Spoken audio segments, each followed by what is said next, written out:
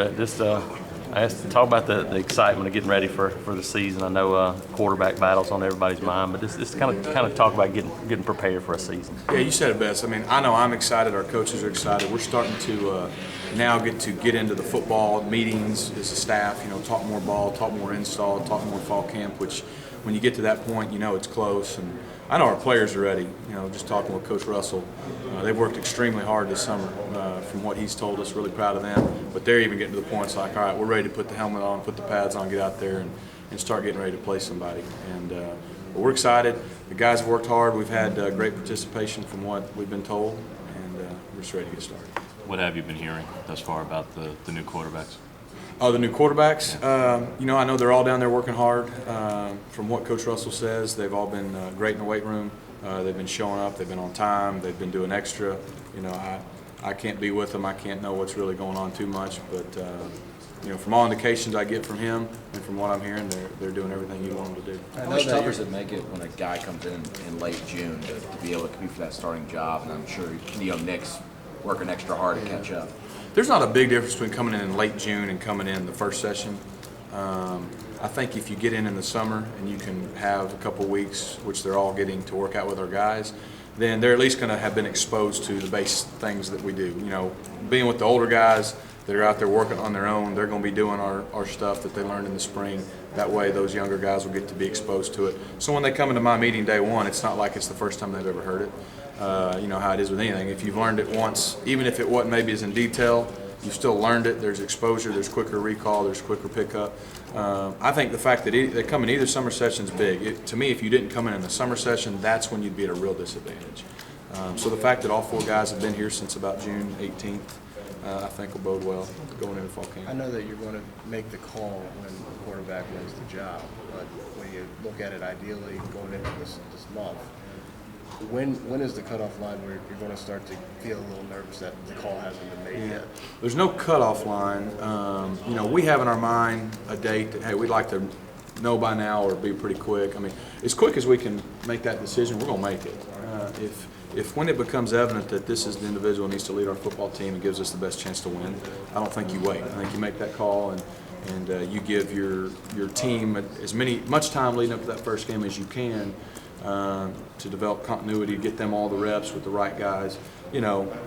What's fall camp? 4 weeks, 4.5 weeks before your first game. And I think a couple weeks in is reasonable. But at the same time, we've done it before, and I know plenty of other people have done it before, that you wait till the week before the first game. If you have to, you'll do that, because I think the most important thing is getting it right. If you get it right, then everything else will fall into place. What you don't want to do is try to rush to get it done so quick that you get it wrong. So. Coach Malzahn mentioned briefly at media days about how you guys are going to do some things a little bit different with the quarterbacks early. Is that just simply putting them in some game-like situations to test them out? We'll do that plenty, and that kind of would happen in fall camp anyways, because in fall camp more so than spring ball, we're going to get all the situations in a lot quicker, and definitely all of them covered, from third downs to red zones to 2-minute drills to all those things.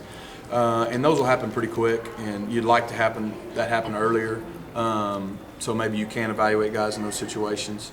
But I think also what Coach is alluding to, you got 4 guys, and you got 4 guys that all legitimately have a chance to win the job and are capable of winning the job. And so now that's what, I'm going to have to get creative with. How am I making sure they all get the right amount of reps, doing the right amount of things to where we can get all the information we need to make that decision.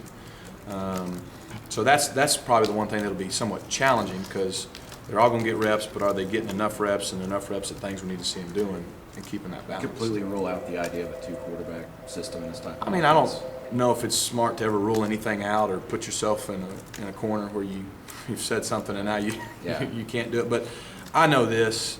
Coach Malzahn and myself are both guys who believe in having one quarterback if you can. And I know that was probably what's best for a team if you can. Now, you may have another guy who has a role. I know as a freshman, Kyle Frazier, no one would have considered that really a 2-quarterback system, but he had his role. But at the same time, we're going to do what gives us the best chance to win. And if it's a 2-quarterback system, then so be it. But that's not necessarily what we're looking for right now. We're looking for the one person who can lead our football team, protect the football, and win football games. All four guys are mobile and certainly can run and create plays on the ground.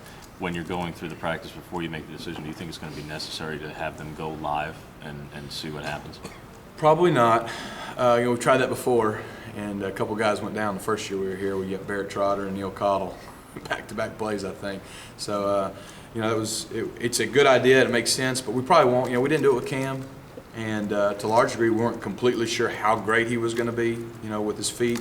But we had a pretty good idea that no one was going to really want to tackle him. Because when a guy's wearing an orange jersey and people are still getting out of the way, they don't really probably going to want to tackle him. But I don't think you got to have them go live. I think the good thing, since they're all four are somewhat mobile to different degrees, is as we're installing, whatever we put in, we know that a good chance, no matter who wins the job, that's going to be a big part of our offense, as opposed to maybe you have a guy who can run a little bit and a guy who can't run at all.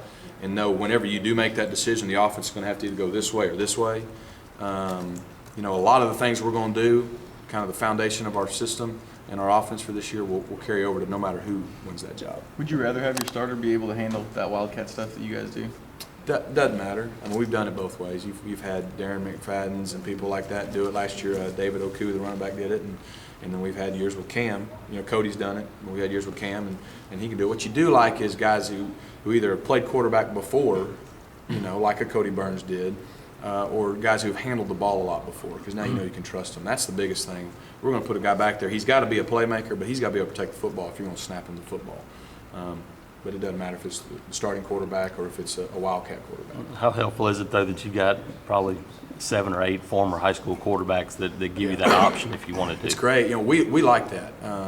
We see a guy who, Marcus Davis is a great example, was a high school quarterback, a great one, and great athlete. Well, he's going to play receiver here for us.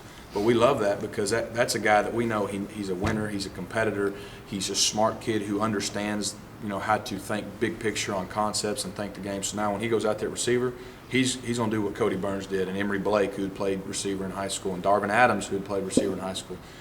Those guys usually tend to be savvy and make really good receivers. Another one of those former high school quarterbacks who is not an option because he couldn't qualify was Jason Smith. Mm-hmm. How much does his failure to qualify and Ernest Robinson's failure to qualify change your timetable perception at both quarterback and at the wide receiver position? I don't think it affects it at quarterback at all. We've been preparing for certain situations for some time. And at receiver, I think we've got good guys, 6 or 7 guys who went through spring. We've still got 3 coming in as freshmen. So I feel good about our depth there too. You said in the spring though that you want